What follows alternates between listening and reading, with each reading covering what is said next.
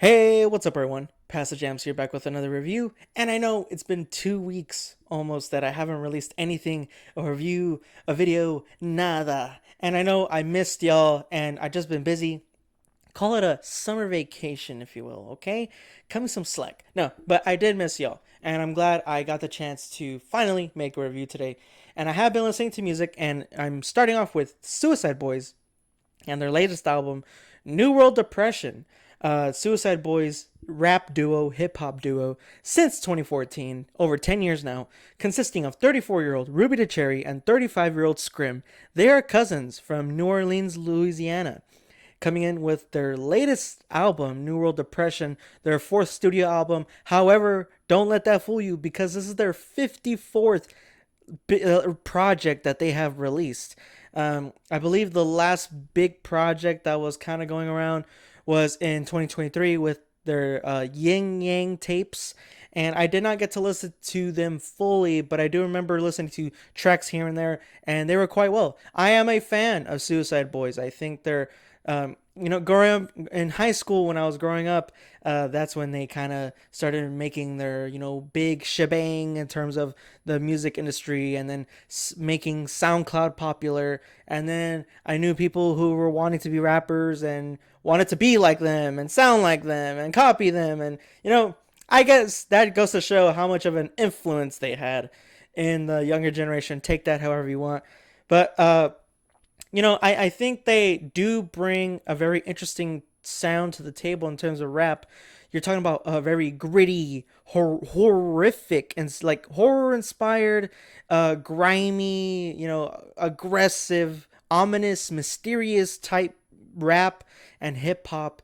The beats are very gritty and ominous, and just kind of like something out of a horror movie. And their lyrics as well, their poetry, their words, not necessarily malevolent, or is that even the word I was looking for? There's no intent to, like, harm somebody or whatever. And if they're gonna harm anybody, it's going to be themselves, like emotionally. There are tracks where they kind of talk not necessarily down on themselves, but they recognize their own flaws. It's very powerful stuff. And they obviously go through, depression and stuff like that. And I think that's very amazing how they are able to channel that energy and fight through that, and, put that outwards into their music, especially since they're cousins. The chemistry's there. And I will get right into it. I do have to say, though, and this will kind of pop up in my review later. Their 2021 album, The Long Term Effects of Suffering, did make it to my worst list in 2021. And I just have to say, like, in 2020 and 2021, around COVID, like, they were going for a new sound, more lively, more, how can I say, down to earth type sound, and it wasn't really for me. I don't know. It's just me, okay? It's my opinion. But anyways, New World Depression, fourth studio album, 13 tracks, 34 minutes, decent sized album. June 14th, 2024 is when it was released. And I do have to say, from start to finish, we are in for a ride because the boys are back. The Suicide Boys. Hardest beats, I gotta say, they kind of took a little bit of a chance, but not necessarily something that's straight out of left field. Something the fans could get behind, and still kind of sounds like their older stuff, the stuff that brought them when they were beginning and stuff, brought them fame when they were beginning and stuff like that.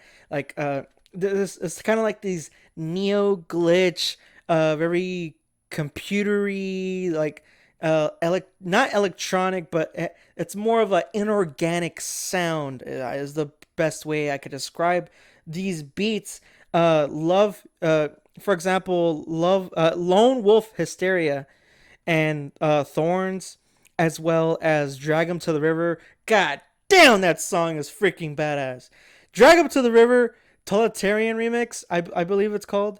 That is the straight up example of a neo glitch beat, the one that I'm talking about. And then you also have Us versus Them.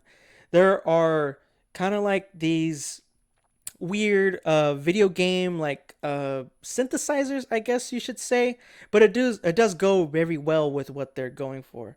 But Drag 'em to the River is one of the hardest tracks on here that is just from start to finish very like it's kind of like tearing you apart, but at the same time you're moving to the beat and they're so aggressive. Ruby the Cherry and Scrim especially go hard on this track, and it's just I'm pretty sure that they're gonna be performing it live when they are touring and stuff like that. And then you have more like the ominous type beats that I was talking about. Track number 3, The Gray Line, and then you have track number 5, Misery and Waking Hours. And you even have Burgundy as well, which is like this horrific. There's a sample of a female vocal that's on loop, and it's very ominous, creepy, even.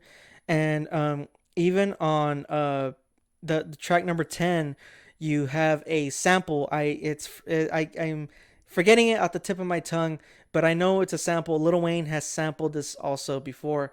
The I Feel Like Dying vocals that are in the background.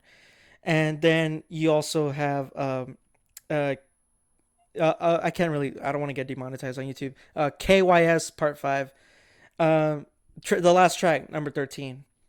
And then you also have abstract rap that they come out with and kind of go for in this album, and I really do appreciate that. Track number 7, Transgressions. It's amazing how they really go for that style, and pull it off very well. I was quite shocked. Abstract hip hop and rap is one of my favorite subcategories in that in the genre itself. And then you have some of the hardest bars, like I mentioned, like Us Versus Them, drag 'em to the River as well. And then you even have kind of like shots at the industry in track number 9. All of my problems always involve me, where they are taking shots at their uh, industry, how they handle their music, even like when they are looking forward, like they're looking into their future when they're long gone. You know, hey, whatever they released is what they released, and they want to keep it at that. No secret album, no, oh, we're releasing an album after their death or whatever. No, they want it. Whatever they release is going to be released. That is it. Bottom line. Nobody is going to be making any profits off of them while when they're long gone. And I can admire that. And record labels and the industry, the music industry, needs to respect that more. Regardless of whether the content is good or not. I know the fans, enjoy, want to hear more music, but it's not up to it's not their decision. The artist or the band are no longer there. I don't know. That's just me. And then they also track number 7 in Transgressions, like I mentioned, the abstract track, where they are kind of looking at their career. They're looking at their own past inner demons and depression days and stuff like that. I really do admire when they do get to that, but they do it in a way that is not corny. And that comes into where I'm going to be talking about my least favorite track number 8. Are you going to see the rose in the vase or the dust on the table? Well, talk about a mouthful for a track name.